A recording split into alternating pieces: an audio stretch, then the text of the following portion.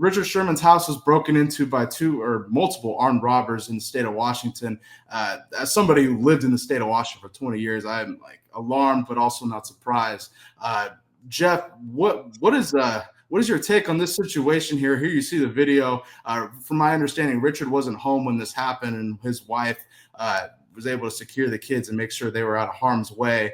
From my understanding as well, these armed robbers have been making their way across Western Washington. Here you see from somebody on Twitter saying these same guys broke into their office in Federal Way, which is close to Richard Sherman. From my understanding, Richard Sherman, Doug Baldwin, several others, former Seahawks, live in Issaquah, which is a suburb of Seattle. But Jeff, what are your thoughts on this situation? Go ahead. Well, this is a continued problem around the country with organized crime rings that are coming into this country. And these are banded together groups where they are going to certain locations. A lot of the time we've seen this in high-end NFL players currently. We know Patrick Mahomes, Joe Burrow. There were all sorts of guys. These are organized groups. And this is beginning more and more. You're seeing this a lot more with some of the illegal migrants coming into the country. A lot of these people are Chilean nationals, Venezuelan nationals. They're basically, choreographed burglary rings. They know exactly what they're doing. They stake out homes. They're only going into homes they know that have valuables in them. I would probably tell anyone, if you have the ability in your home, particularly in a master bedroom, to put a steel door in, I would highly recommend it. I know it's crazy to talk about that nowadays, but we see this country has gotten more and more dangerous, and especially if you're a high-profile person, someone who is in the NFL, someone who is in a high-profile position now. I credit the wife for again. I think it's when I don't have a family, but even in a situation where you have to know this could happen to you at some point. What do you do in this situation? If you're not home, obviously there's nothing you can do because you're not there. But if you're home, what do you do? Right? Do you have a protocol? It's kind of like, for instance, if I know a lot of people don't think about this, but what happens if your house catches on fire? What is your plan? And I think the more important, this is your house. This is where you live, your castle, as they call it. You've got to prepare for these types of things. And anybody that is in the NFL or in some sort of high-profile job, this is something nowadays where it's just becoming more and more normal. And it's not just, remember, burglaries. We saw the CEO of one of the largest healthcare companies assassinated on the street. So this is now becoming a bigger and bigger thing. And remember, Bailey, this is where I think eventually you're not going to just see organized crime groups doing this on terms of valuables. But what about people that get upset because a basketball player doesn't do something and it kills a parlay that they could have won hundreds of thousands of dollars in? Yeah. There are people more and more. The mental health crisis in this country is very concerning. And remember, Bailey, we don't have mental institutions anymore. Very few. Mental institutions are now prisons, and they're not taking care of these people properly. But this is more of organized crime groups. This is what they do. They go and jack trucks. They jack homes. Credit the wife, as he alluded to, for this. I think the security company business is going to become more and more big. If you're a young guy out there, maybe you're done with football. Maybe start yourself a security company. This is going to be something that I think could be very helpful. Go out and get some of the certifications, and you're going to see more and more of this. It's a shame. What can you really do about this?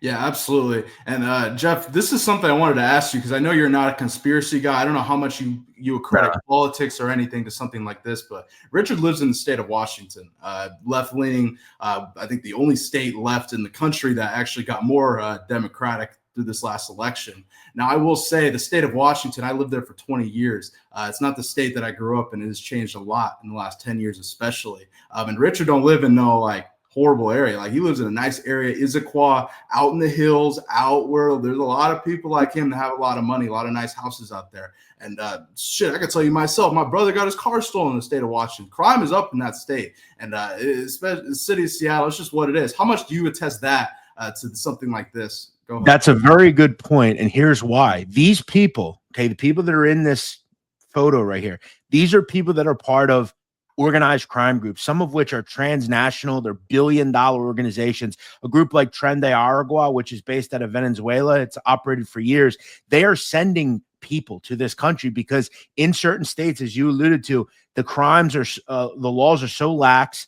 People like this will be out quickly. Now, I'm surprised that now within a new administration, this is still happening, because over the last month or two, these administrations are coming down hard on people that are not from this country committing crimes. But yeah, I mean, if I'm a criminal group, I'm going to go to locations where they're lax on prosecuting people like this. And this is all really simple. If you are part of a burglary ring, a home burglary ring, you're going to go to rich neighborhoods. I mean, you're not going to go down to the hood and rob places. You're going to go to a rich neighborhood where people, if that you put that woman's tweet up, what were they stealing? iPads, things of value that you can quickly move, quickly sell. We saw this as a problem in New York City with the simple thought of people stealing phones out of people's hands. Mm-hmm. You can get a decent amount on the black market for an iPhone. In other countries, you can get $1,000 each for an iPhone in another country, more than that.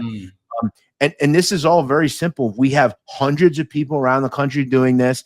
There are people directing these people to do this. This is the new age. And I've talked about this on my show. This is the new age, mafia, where you have someone at the top dictating this in different areas. And their thoughts are, we're going to go to states where we're not prosecuting this at a high level. Crime is less and less a priority. And number three, we're going to go to rich neighborhoods where we know, look, there's no secret. Rich people have nice things, right? No different here. Man, great breakdown, Jeff. And I got to ask you, what I don't know if there's a real solution to this. It's just, it seems more prevalent as time goes on, at least in these areas, but across the country, like you mentioned in the beginning. What's the solution to this, Jeff? It's just unfortunate seeing it. Richard Sherman, high-profile ex-NFL player, Seattle legend, obviously targeted here. What's the solution to this, Jeff? How do we solve this in this country?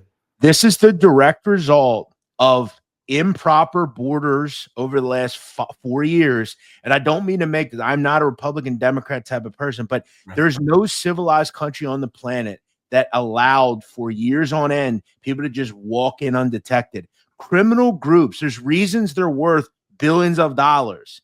They're smart. They know what to do. They know what not to do. And I relate this back to the 80s. If you've ever seen the film Scarface, while that is not a real film, that situation on Tony Montana coming here, it was called the Mariel Boat Lift. Essentially, Cuba identified that this country was lax on border security. Cuban government said, let's just release all the criminals we have. They'll all go to America and they'll be out of our hair. Within 4 years, Miami went from being one of the safest big cities in America to 600 murders a year.